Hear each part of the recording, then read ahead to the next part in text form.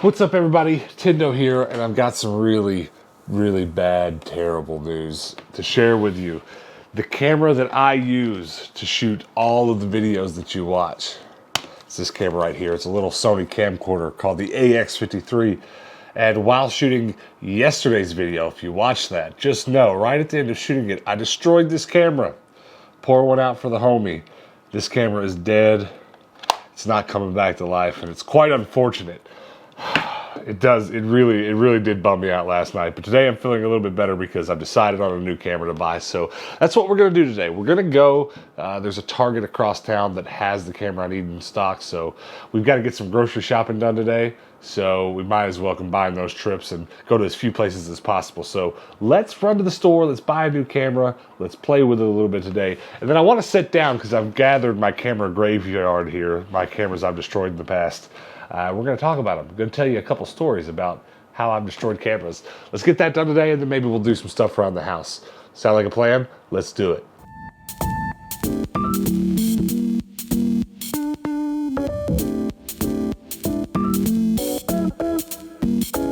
It's such a sad day, but at least we have Target to soothe our souls. I'm really sad.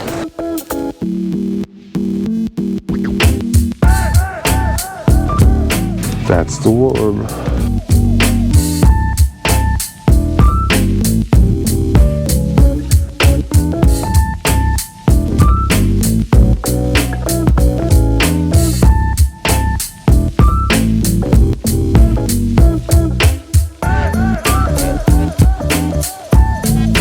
Well, the circumstances under which I have acquired this are quite unfortunate, but I am nonetheless excited to have a new toy to play with. Now, let's go look at some groceries. So, entry log 322 of the toilet paper saga. There's toilet paper at this Target. I knew this camera would bring us good luck. There's not just one kind either. There's like two. There's two kinds. There's two kinds of. There's three kinds.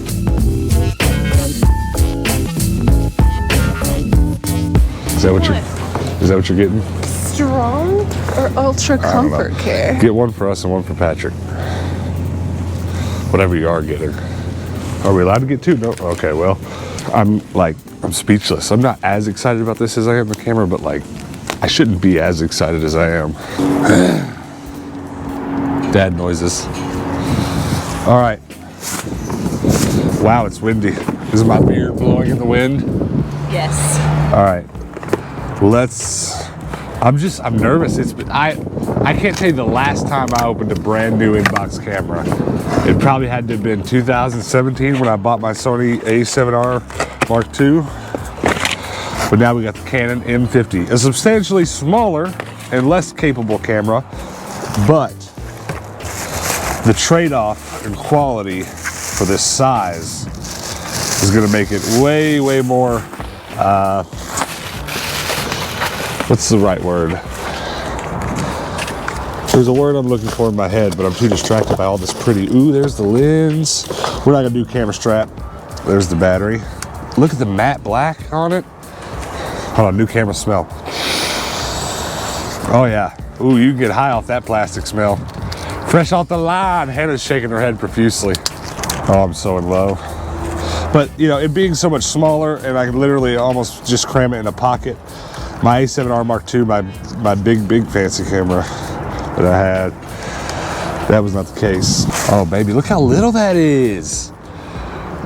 It's little. All right.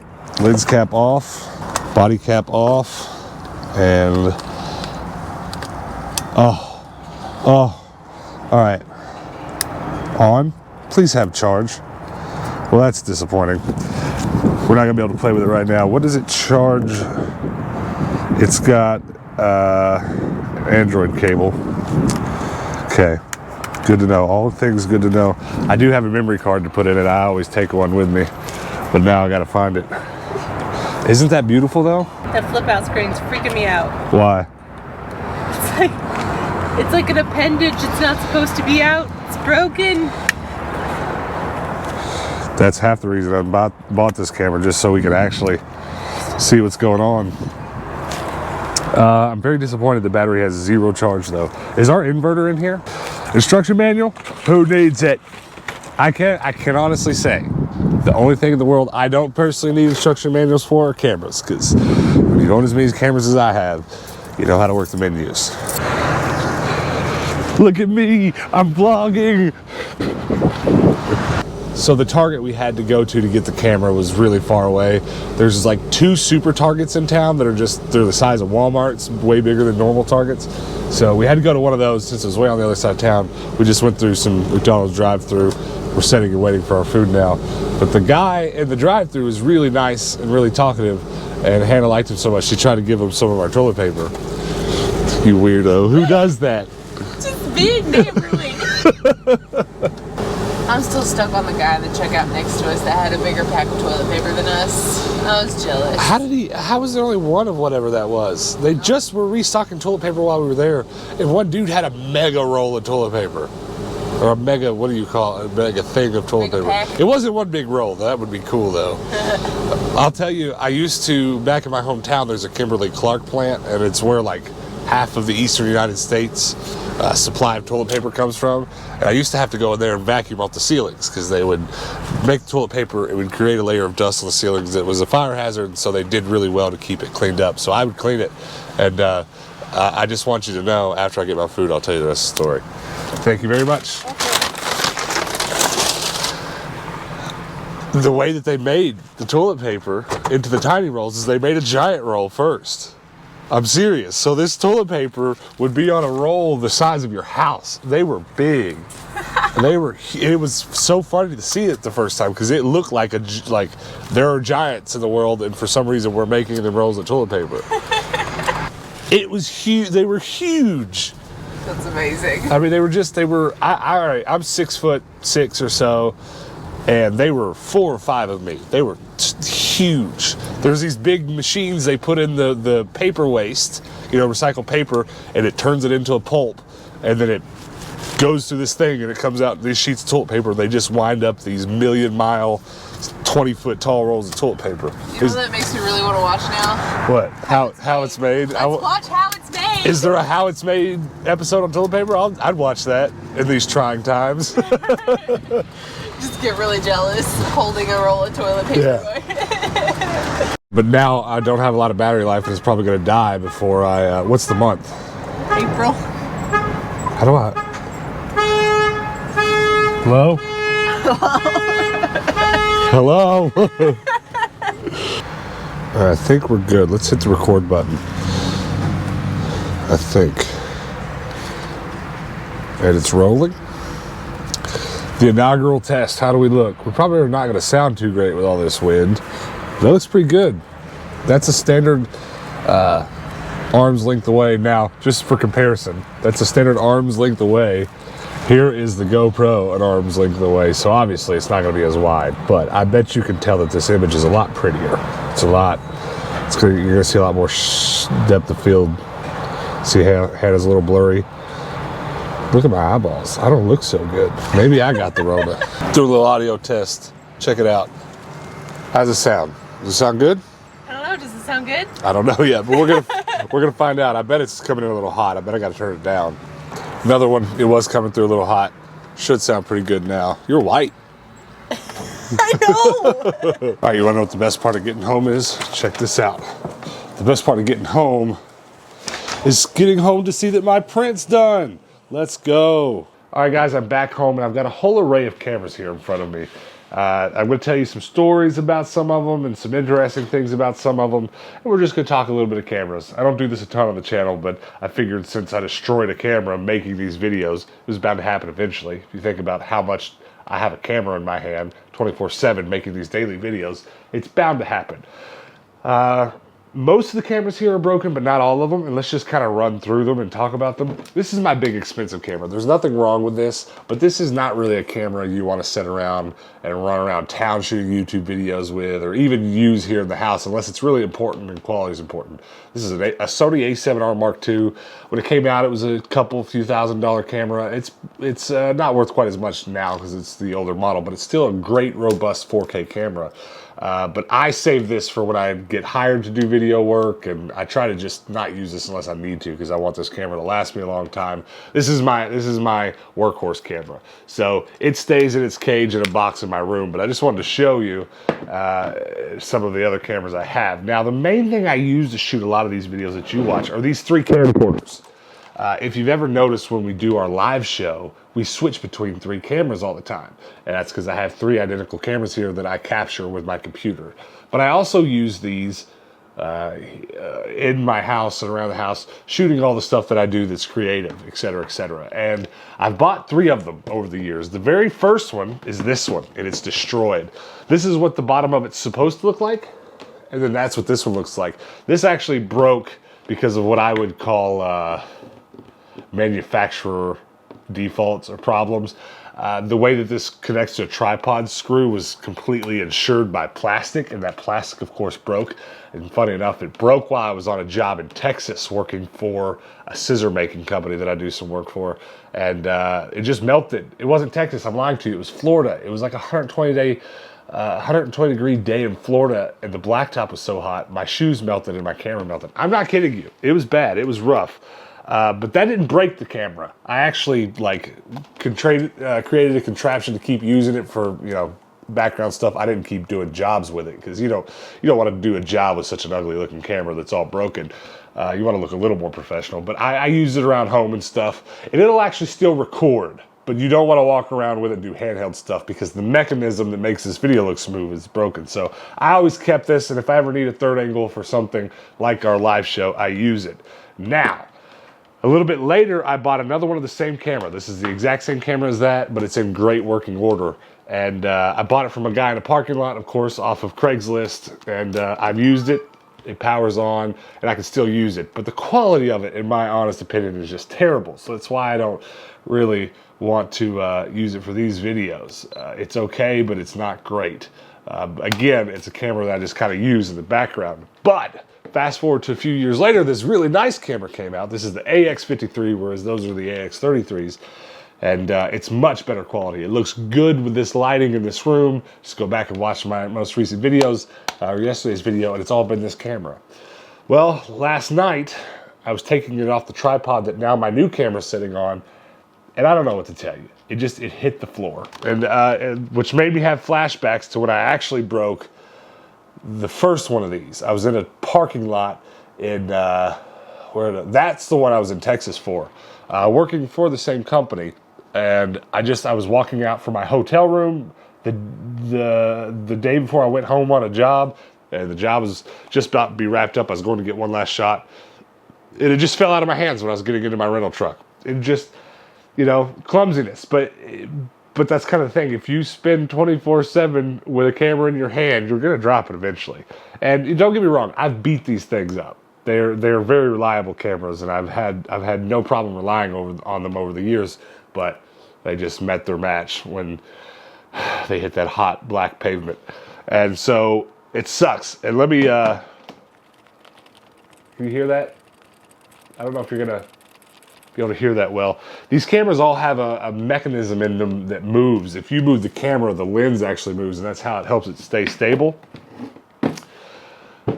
But that's broken in there, and that's why it's making that wiggly noise. So there are 2 dead models of this camera. They're both done. They're just both, unfortunately, done. So they're going to join my graveyard box with, I have a couple more cameras, but they're like really old ones that just don't work because they aged out. But the only other one I've destroyed is this, and I don't need it. You're going to have to take a close look at this. It's supposed to have a big rubber plate on the front, but it came off, and the screen busted off the back. And you want to try to take a guess how I destroyed this one? I don't think you're going to guess. I don't think in a million years you can guess how I destroyed this camera. I'll tell you in a second. Why don't you type a response below about how you think maybe I destroyed it, and I'll tell you what. And I'll tell you about the camera before we get to that. This camera is called the Blackmagic Cinema Camera. It's the original Blackmagic camera. This company was just making software, and then one day years ago when I was still in college decided to start making cameras. And they were a good fit for making cameras because the softwares that they made were all camera based, and they knew something about what they were doing. So when I was in college, I took some of my leftover money that I had and I bought this camera and I bought an iMac and I got really heavy into movie making. Pretty simple, really. I mean, it's been a lifelong obsession, and I can draw a line straight from having this camera to where I am today making these videos. I learned everything I know about cameras by using this camera. True story. I love this camera, and I wish it still worked. That's kind of why I keep it. I want to have a shelf in an office one day that's just my camera graveyard. I should just put them up on the shelf now, but that wouldn't really fit with the game room stuff, would it? But this, it was so crazy in college to me to have this camera because it shot roughly 2 times 1080p HD resolution. So it was a step up, and it shot footage in such a pretty way that you could color grade it to make it look like movies.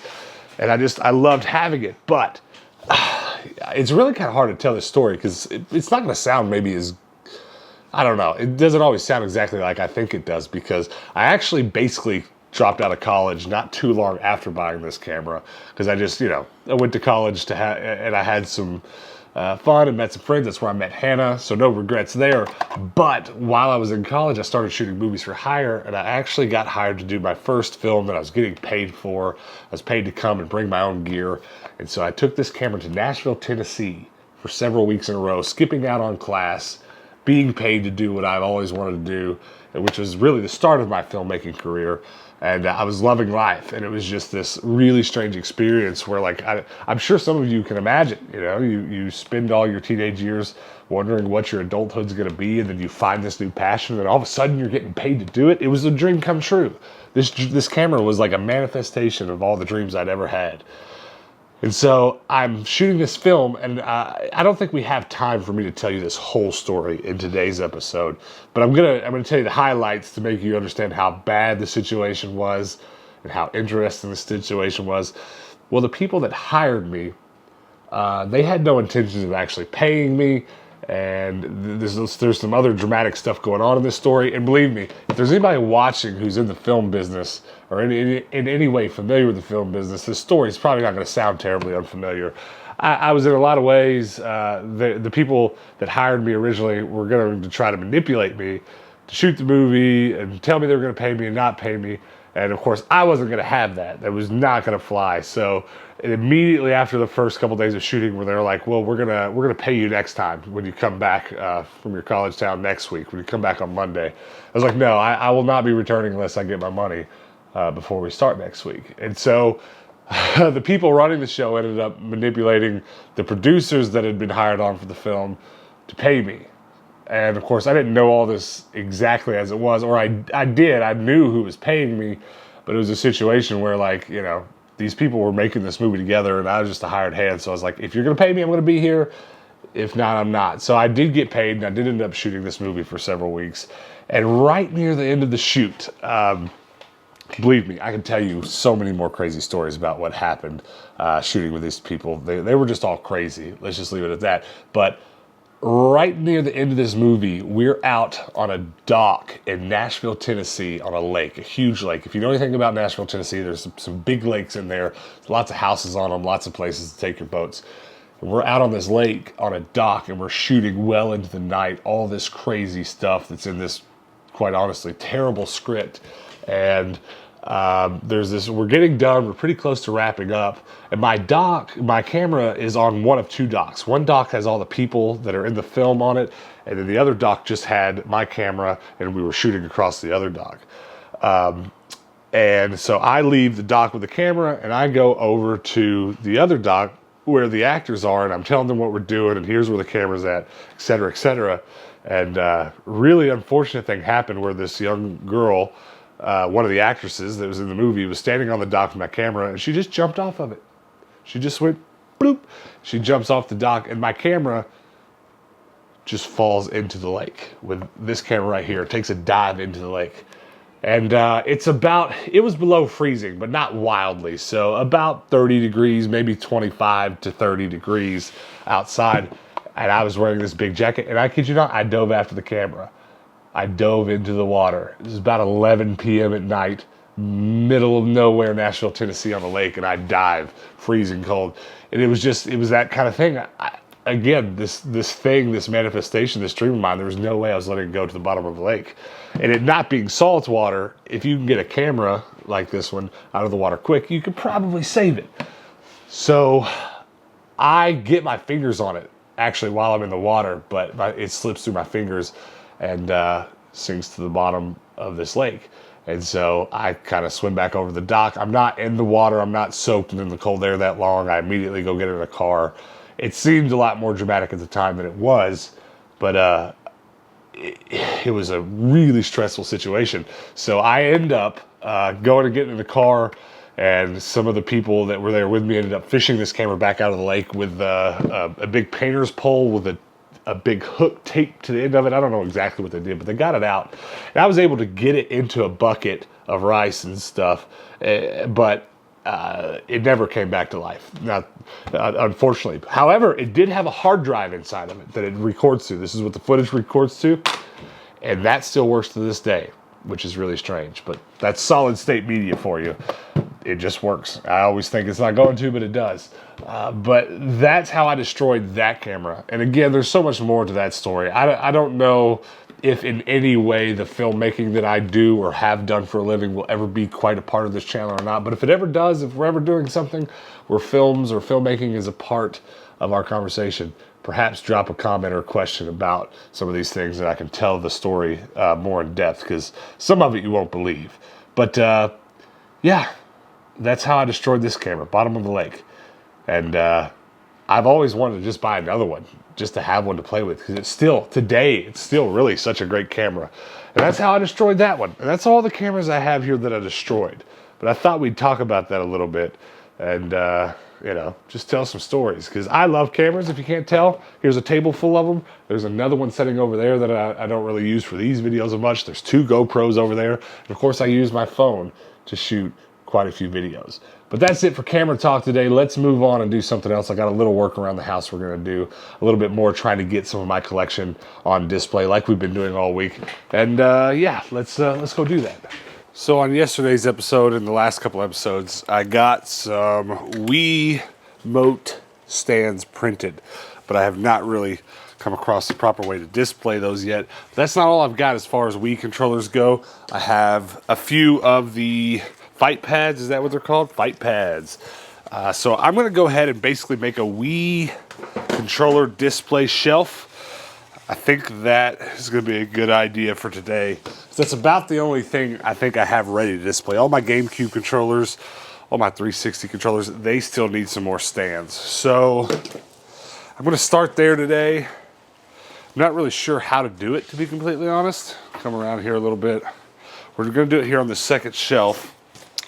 And I'm kind of thinking, it's a tough decision because these Wiimotes stand pretty tall, so like putting them in the back's not the worst thing.